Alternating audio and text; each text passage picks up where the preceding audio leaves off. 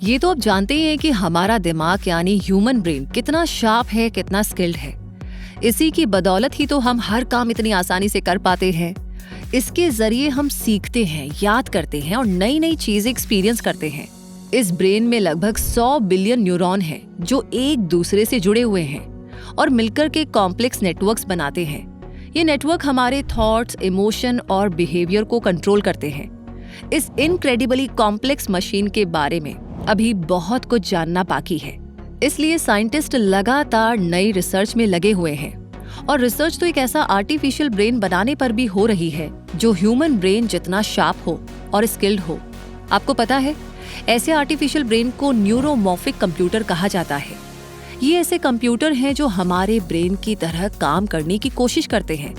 हमारे ब्रेन के न्यूरॉन्स की ही तरह इनमें भी छोटी छोटी यूनिट्स होती हैं जो आर्टिफिशियल न्यूरॉन कहलाते हैं।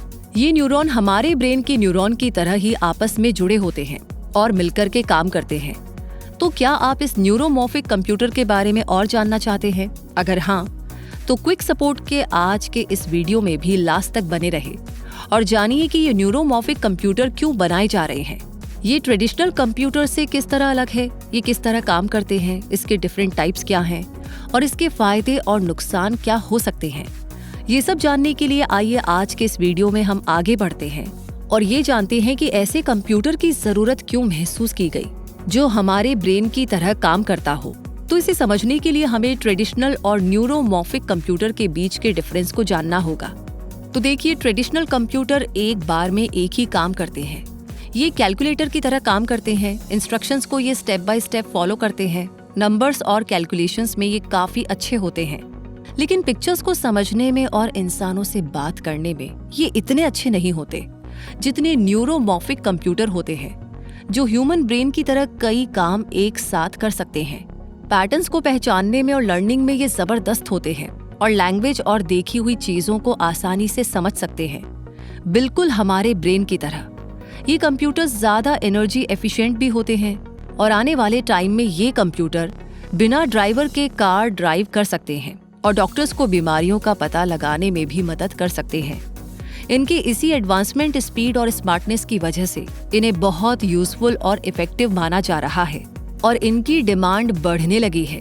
ये सच है कि ट्रेडिशनल कंप्यूटर्स बहुत सारे फील्ड्स में यूज होते हैं, लेकिन आर्टिफिशियल इंटेलिजेंस, रोबोटिक्स और न्यूरो साइंस जैसे एरियाज में वर्क करने के लिए तो न्यूरोमॉर्फिक कंप्यूटर्स की ही जरूरत है।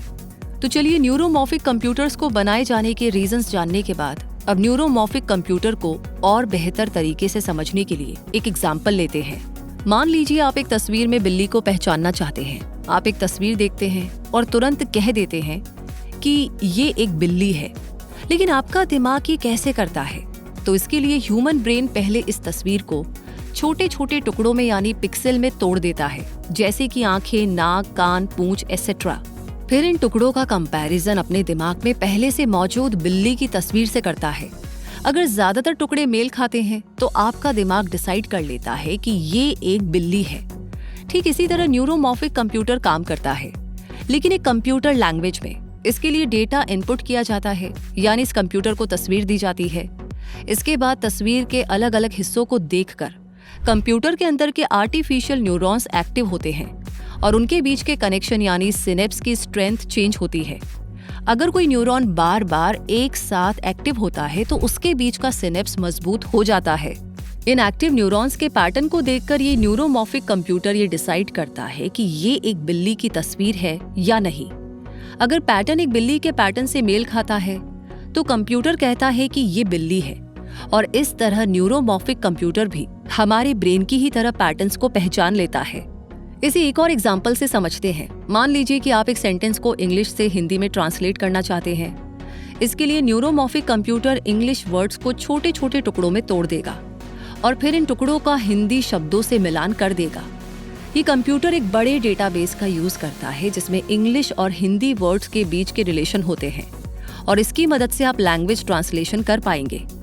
ये तो न्यूरोमॉर्फिक कंप्यूटिंग के बस कुछ एग्जाम्पल्स ही हैं। जिस तेजी से ये टेक्निक डेवलप हो रही है, फ्यूचर में हम और भी ज्यादा पावरफुल और फ्लेक्सिबल न्यूरोमॉर्फिक कंप्यूटर देख पाएंगे, जो ऑटोनॉमस कार्स या सेल्फ ड्राइविंग कार्स को चलाने वाले ड्राइवर के तौर पर नजर आएंगे। तो रोबोटिक्स फील्ड में लोगों के साथ इंटरैक्ट करते हुए और उनकी फीलिंग्स को समझते हुए भी देखे जा सकेंगे। मेडिकल फील्ड में ये न्यूरोमॉर्फिक कंप्यूटर MRI और CT स्कैन का एनालिसिस करके बीमारियों का बहुत ही तेजी से और एक्यूरेसी से पता लगा लेंगे और न्यू मेडिसिन्स डेवलप करने में भी काफी मदद करेंगे। इनके अलावा ये कंप्यूटर्स एजुकेशन और प्रोडक्शन, फाइनेंस और सिक्योरिटी जैसे बहुत से एरियाज में नजर आएंगे। न्यूरोमॉर्फिक कंप्यूटर के कई डिफरेंट टाइप्स होते हैं, जिनमें मेन टाइप्स है spike based neuromorphic computer, rate based neuromorphic computer और हाइब्रिड न्यूरोमॉर्फिक कंप्यूटर। इनमें से स्पाइक बेस्ड न्यूरोमॉर्फिक कंप्यूटर हमारे दिमाग के न्यूरॉन्स की तरह काम करते हैं, जो स्पाइक्स यानी इलेक्ट्रिकल इम्पल्सेस के जरिए आपस में इंफॉर्मेशन को ट्रांसफर करते हैं। जब एक न्यूरॉन उत्तेजित होता है तो वो एक स्पाइक पैदा करता है जो दूसरे न्यूरॉन्स को भेजा जाता है। ये स्पाइक्स ही वो लैंग्वेज है जिसमें हमारा ब्रेन सोचता है, सीखता है और याद रखता है। IBM का ट्रू नॉर्थ और इंटेल का लोही इसी तरह के न्यूरोमॉर्फिक कंप्यूटर्स हैं। बात करें रेट बेस्ड न्यूरोमॉर्फिक कंप्यूटर की, तो ये कंप्यूटर न्यूरॉन्स की फायरिंग रेट यानी एक निश्चित समय में न्यूरॉन्स के द्वारा भेजे गए स्पाइक्स की संख्या पर बेस्ड होते हैं। स्पाइक बेस्ड कंप्यूटर मॉडल के कंपैरिजन में ये मॉडल समझने और लागू करने में काफी आसान होते हैं और कुछ मामलों में तो ये ज्यादा एफिशिएंट भी हो सकते हैं।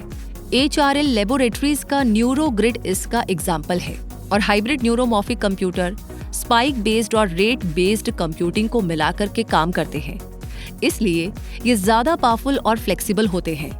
IBM का सिनेप्स इसी तरह का न्यूरोमॉर्फिक कंप्यूटर है।